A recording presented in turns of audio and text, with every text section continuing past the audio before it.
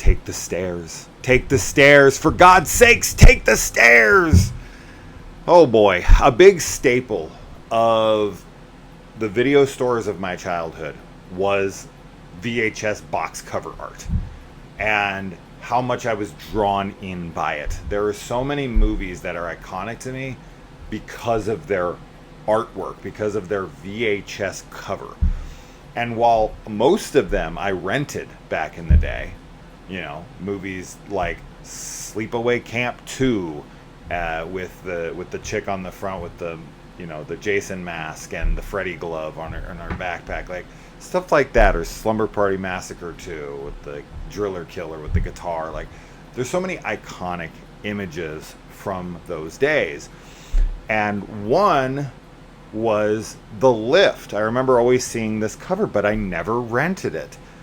And I was always wanting to see it, but I never did. And recently Shudder dropped both The Lift and Down, aka The Shaft. And these are the original Lift and its remake, Down, are written and directed by Dick Moss. Yes, I had a lot of fun playing around with that name last night. And he wrote and directed, both of these. And the first one is from the Netherlands. It's a Dutch film. And it's ridiculous for sure. And I don't have a ton to say about that one that I wouldn't also say about the remake. But I have so much more to say about the remake that I'll kind of talk about them all in one. But I'm mostly going to be focusing on the remake because that's where all the fun is. The first one is just kind of like a basic, like, ridiculous 80s horror film that kind of goes for it, but oh my good God, do they go for it in the remake. When you make a movie about a killer elevator, you kind of handcuff yourself to a degree, right? Because it's on a track, because it has limited motion, it can only go up and down. You kind of write yourself into a corner just conceptually, right? Anytime you make a very bizarre concept like Rubber, the Killer Tire movie or something, there's only so much that can be done unless you just can, throw the rule book out the door and say, I'm just going to do whatever I want.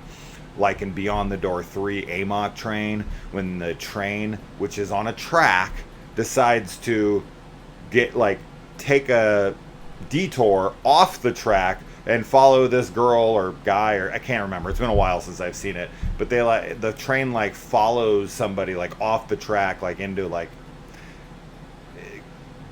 a swamp area or something. I really need to rewatch that film, but I remember the train leaves the track, follows someone, runs them down, and then veers back and gets back onto the track.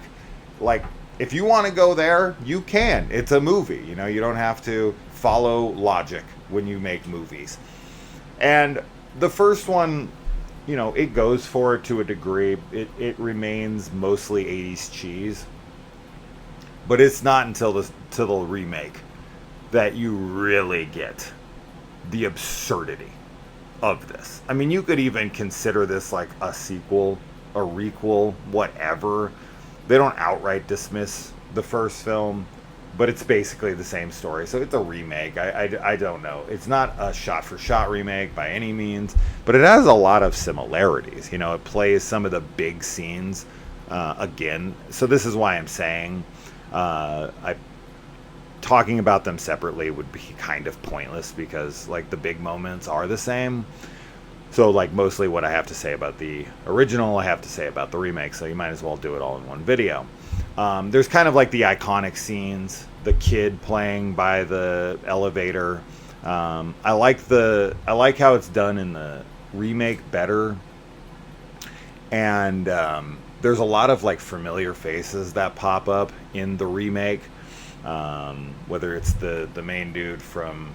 No, not the main dude, I'm sorry. One of the dudes from Twin Peaks. The main dude is not in this. One of the dudes from Twin Peaks. I always forget his name. You've got Michael Ironside. You've got Ron Perlman. You've got the dude who plays the head villain in The Lost Boys, not Kiefer Sutherland, the dude who's dating their mom. Spoilers for The Lost Boys if you haven't seen it.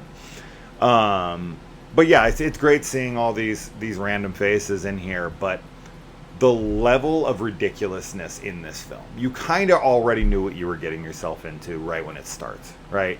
And I just had such a fun time with the remake. Honestly, I could have just skipped the original. It was cool to see them back to back. Like, I watched them literally, like, one ended and I started the next one the second it ended, and I just kind of watched them right back to back. And while there are some similar scenes, and it's all the iconic scenes, the guy getting pulled into the elevator with the rope, coming out and grabbing him, which completely rejects the whole rest of the movie. Although in the first one that's the case, in the remake that's not so much the case. The rules are real loose in the remake. The remake is just kind of like, we know we're a ridiculous film and we're just gonna go with it. And Naomi Watts is the co-star here, and Jesus Christ, is she gorgeous. She is so good looking in this movie, but her character is so absurd. Everything about this, all the line delivery, the dialogue, the plot, everything is just absurd and hilariously bad, but damn was I entertained. There are so many funny sequences. Probably the one that got me the best is the rollerblading sequence. There's like two guys that are rollerblading, and the way they're introduced into the movie, you already knew, like, okay, this scene is going to be fucking ridiculous. So the way they're introduced, the literal first second that we see them, we have them flying over cars. Like, they're literally launched like they went off of a huge ramp or shot out of a cannon over cars. How they did that, like how we're supposed to believe they did that, I have no idea. But that's how they come into the film, and it's kind of like, okay, this is the kind of movie we're dealing with. Now, we're already well established at this point, so you're already on board with that tone, but that like elevates it to the next level. They're skating, they're going in and out of traffic, they're just being ridiculous. This is a 90s film, and it feels through and through. At least I think this is 90s. Yeah, I think this is the 90s. It's gotta be. Oh my god. They're racing, they're going through this parking structure. One wipes out because they like wreck, and then for some reason, I want to say this is one of the only scenes where this happens. The elevator's like energy is able to control all of the cars around him, and all of their like windshield wipers come up, which isn't even something like a car can do. Like it can use them to like wipe the window, but they don't come away from the window and stand straight up. We have to manually pull them so that we can wash the windows. So why it does that on all the cars, it's not even possible. But for some reason, it like it's to show that the power is like bleeding out, but it doesn't really use that all that much. It doesn't really take over a lot of like electronics like it should. Like if you're going to that extreme, go with it, roll with it, right? Have the guys, even though they're mechanical, have the guys using like guns that have some kind of electrical system to them for some reason. Like we'll get to it later on in the movie. At the very end of the movie, there is something that uses electronics, which is just as absurd. But anyways, this guy gets sucked in to the elevator. It goes up like 80 some odd floors in 2 seconds, literally 2 seconds. It's shown in the film because she gets the tape. He is thrown, like projectile thrown out of the elevator through an entire corridor and through a fence off the side of a building, and just falls to his death like 80 stories below. and hits the ground in front of the other rollerblader that is like looking for him and is like, I beat you, ha ha ha. And the way that the guy who wins the race like comes out and he's like, beat you, the way he says it is so fucking funny. Some of the worst acting I've ever seen in my life, and that's true of almost everybody in this movie. But when he gets sucked in the elevator, it goes, and then he's blown out. I haven't laughed that hard in a movie in a little while. I laughed for like a good, like 15, 20 seconds straight at that, because it was so much more extreme than I was expecting it to be. When he gets sucked into it, that was funny. But when he gets blown out I'm telling you, he gets thrown 100 feet at least, and with such velocity, with such speed, he breaks right through this guardrail that holds people back. It's like a observation deck, right? It's where people go up to look out. So that thing is reinforced. Like, you could hit that thing with a battering ram and it isn't going to break, right? This guy's thrown through there so hard, he just smashes right through it like it's freaking glass, and it plummets to his death. That scene alone is worth the price of admission. If you haven't seen this movie, you got to see it for that scene alone. That scene alone is so funny. There's so many moments from this film that you can clip out that were so fucking ridiculous. I really wish that I had better editing skills and access to this kind of stuff so I could like edit clips in. But I just implore you to go watch the film. Go watch Down. You can skip the original. It's fun. It's fine. It's definitely like a better film technically. Like, the acting in it is better. The writing in it is like passable-ish. It's still not a good movie. It's still ridiculous because it's a fucking killer elevator movie. Like, once it killed a person, they would shut that elevator down, but it like takes over all the elevators. And you know, this is a big building with a lot of money, so of course there's like a cover up, and you know, we got to get them operating again. There's so many funny characters. There's so much like misogyny. There's like Naomi Watts' character is like trying to get in on something, so she acts like Axel Foley from Beverly Hills Cop or something, where she just tells whatever lie comes to her brain at the moment and expects people to buy it, but she's not charismatic like Axel Foley is in this, so like no one ever believes her. So she's like the opposite of Alex Foley. But it's super fucking ridiculous. She's like, I was just in the bathroom with him, and they're like pulling her away, and she's like, no, wait, he raped me. Officer, arrest that man. Like, she's literally falsely accusing this guy of rape because she's trying to cover a elevator death. She works for some newspaper, and she thinks that an elevator death is such a huge story that she needs to launch this rape allegation towards this dude, accusing him. I know she's just saying it ridiculous, and it's kind of like played willy-nilly, like it's no big deal. But knowing what a big deal it is to be accused of rape in 2024, I don't know what it was like in the 90s. I am assuming it wasn't a good thing either. But nowadays, you throw that word out there, just the accusation would ruin your life. So the fact that she just throws that out there is so fucking insane to me.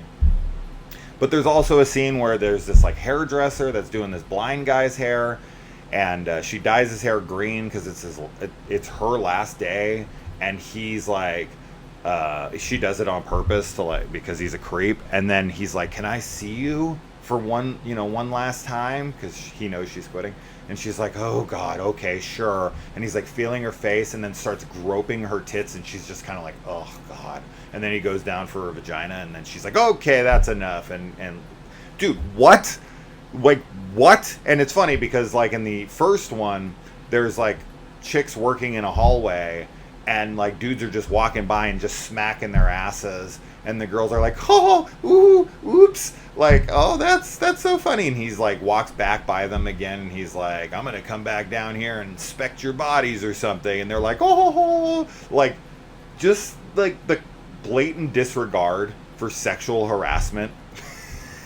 Like how okay we were with like guys just slapping girls' asses and sexually harassing them right and left in the office, workspace is just, it's kind of crazy to me. in this modern era to watch now. It really definitely shows that we've come a long way in some regards, but we've regressed a lot in other areas, like a lot. But that was so wild to watch. But her just like letting him feel her up, like, I don't know, she thinks that because he's a paying customer, it's like something she has to deal with, like waitresses in movies who always get their ass smacked, or like bartenders and cocktail waitresses in movies, dudes at the bar always grabbing on them, groping them, grabbing their tits, smacking their ass, and they're just like, oh, okay, and like they have to like launch some kind of insult back at them. That's like the game, is like, oh, you couldn't get it up if you tried, and all the friends are always like, oh, she got you, or whatever. And then they kind of like, she smiles at him and keeps walking. The amount of times I've seen that in movies is crazy.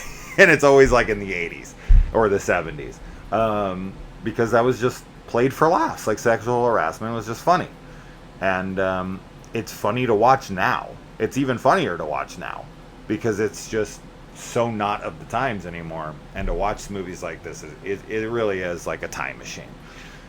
Anyway, so we also have, like, we have a scene at the end where I should bring it back a little bit, but though she brings over this tape to his house, and there's supposed to be this weird like comedic sexual tension between him and Naomi Watts. And they're like driving, and she's talking about, chips being able to reproduce, because there's this whole idea of that the chips in this movie are made with organic material, so they're starting to reproduce. And she's like, he's like, when have you ever seen chips fuck? And she's just like, oh, well, we have the ability to fuck if we want. He's like, no, we would never fuck. And she's just like, no, I'm saying we could. And he's like, no, I'm not available tonight. I'm a little tired. She's like, I'm not asking, or like, I'm not offering my body to you. And he's like, yeah, okay. And she pulls over, and he's like letting her out, and she's just kind of like, oh. And he's like, yeah, you want me, kind of thing. It's so bad. It's the way that they act around each other. There is zero chemistry. And the fact that this ends with them actually hooking up, and oh my God, it is so forced. It is so fake. It is ridiculous. Anyways, but she brings over a tape to his house, and she's like, there's a scene where he's also like listening to music, and he picks up a guitar like he's gonna play it, and he just kind of like dances around with it and kind of like spins it and moves it around. And I'm like, was that in the script, or was it like you were supposed to play guitar and you just kind of ad-libbed the guitar scene? Like, I don't know what that was, but it was funny. And then she comes over and she's like, you like music? And he's like, I like jukeboxes. And she's like, what good is jukeboxes without music? And he's like, I guess I should say it's like, what's sex without love? And she's like, I knew you were a romantic. Like, oh my God. The delivery and the dialogue itself. There's no one. Daniel Day-Lewis, DiCaprio, De Niro, doesn't matter. I guess everyone with a D name. Daniel Day-Lewis, De Niro, DiCaprio. Why are they all D's? Anyway, no one could deliver this dialogue well. But they did hire the perfect people to deliver this dialogue, because they just are so absurd. They meet the tone of this film.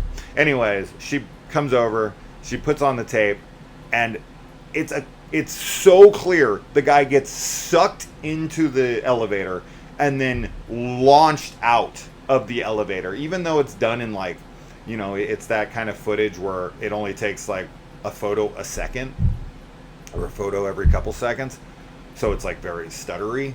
It's so obvious the guy gets sucked in. There's like a glowing light inside the elevator. He gets sucked in and then shot, like you can see it projectile shot out. He should know where the elevator sits, how far away the elevator is from the observation deck where he'd have to jump off.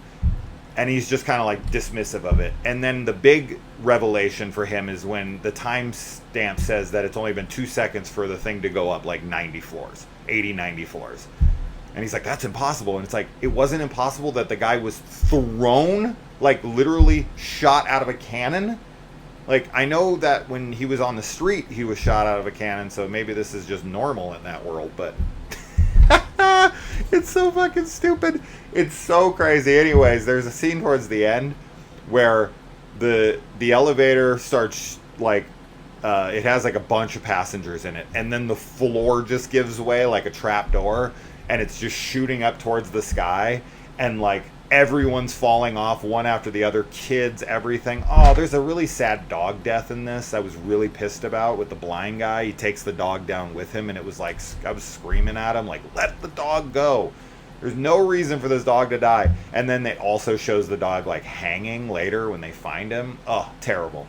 Anyway, the elevator is like shooting up towards the sky, and the floor drops out. Everyone's hanging. Kids are falling. There's also this really funny daycare person who's watching over the kids, like a babysitter. And she's just like smoking a cigarette, talking about how the kids are fucking useless, and all of them are going to be on drugs one day, and like fuck them. Super funny. Anyways, so that whole incident with like the kids falling out and everything, this brings in the President of the United States. It literally goes from that scene to the White House. The jump from that scene to the White House just shows you how ludicrous this film is. And then after the president addresses the nation about an elevator killing, it then has our elevator technician and Naomi Watts sneaking into the building. They go up. There's a whole military task force that's deployed in there with like full guns and everything. To what? Take out the elevator? I don't really know what they're there to do. But then Michael Ironside's character is like the mad scientist. Gunther.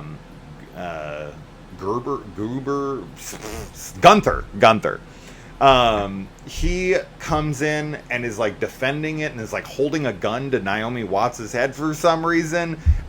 I don't know what, because he wants to protect his fucking creation. I guess I don't know. His character gets such limited screen time, so I don't really know what his motives are. It's like, if you made this one, like, make another one. But can't you see it's not working well? You should probably not. But he doesn't have a moment to be like, this is my son, this is my creation, we need to study it. Nothing. It's just like, I'm going to hold a girl hostage. And then what? Where does that go?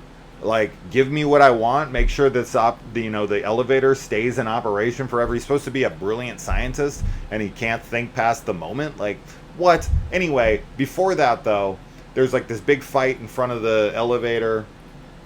And for some reason, yeah, our main guy is able to grab like an RPG, like a straight up freaking rocket launcher. And he's just running around the hallways with a rocket launcher. And then fires it after, the whole showdown with Gunther. He fires it after Gunther's pulled in, wrapped around. He's hanging there like in the original. And there's a lot of like scenes that are played again, like the dude who falls through the top of the emergency hatch. That whole, like, we get a bunch of those. But he shoots a rocket launcher directly in front of him, straight at him into the elevator shaft at the computer board that's like alive now, because there's this whole showdown where he's in the elevator shaft fighting against it, and it's like sending different elevators up and down at him, and he's like ducking them and jumping back and forth between the beams, and it's like all intense and crazy. And this thing is like organic and it has like a heart, and it's like pulsating and beating, and he's like hacking away at it. And then he has to go grab a fucking, in the first one he just kind of stabs it with like a screwdriver or something, and then he starts hitting it with like a wrench. And then in this one, no, he has to go grab, we have the president, we have military, we have rocket launchers. I mean, they just up the game here so dramatically. And he shoots it directly in front of him, probably, I don't know, 10, 15 feet in front of him, with him and Naomi Watts and a bunch of soldiers are sitting right there. Shoots it directly into it, which hits the thing and blows it up, but doesn't also blow up the entire floor of the building. I don't know what the people behind this movie thought a rocket launcher does. Like, it's, the impact of an explosion. of like the magnitude, the size of it, but it would be much bigger than just blowing up the little circuit board, right? Like the fact that he shoots that right in front of him into the thing, and it just blows up that little compartment, that little heart that has been created by the organic chip technology that gets struck by lightning and is brought to life like Frankenstein's monster or something. The fact he doesn't blow up the entire floor is so funny to me. It's so funny to me. And then they end the movie with them getting on an elevator, and then they're like, wait, what's happening? And she's like, you accidentally hit the emergency thing. And he's like, okay, I guess we should fuck in here, because this has been on my mind the entire time, even though I told you it wasn't. And then the movie ends with them like dropping out of frame to fuck in an elevator. Just hilariously bad, hilariously entertaining, and a high recommendation for you if you want something super, super fun to watch. So if you want something that is over the top, absurd, has horrendous dialogue, but is delivered in the funniest way, has just so many staples of like silly films and the 90s and also the 80s, because it's replaying some things. The first one, the original, is okay. It was kind of boring me a little bit just because they're trying to write a story around a killer elevator, and you just got to get people in there. And who's going to use the elevator when it's all over the news that elevators are killing people in this building? Like, you'd be a moron to step foot on those things, but people just continue to keep doing it.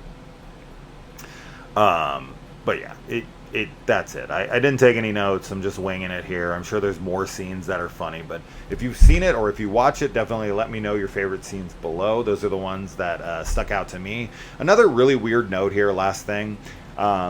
There's a lot of like transition cuts where it fades to black, like television shows, like it's cutting to commercial, and it does it both in this movie and the original film.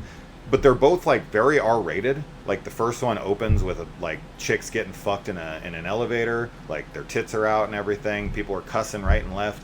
So I doubt it was made for television.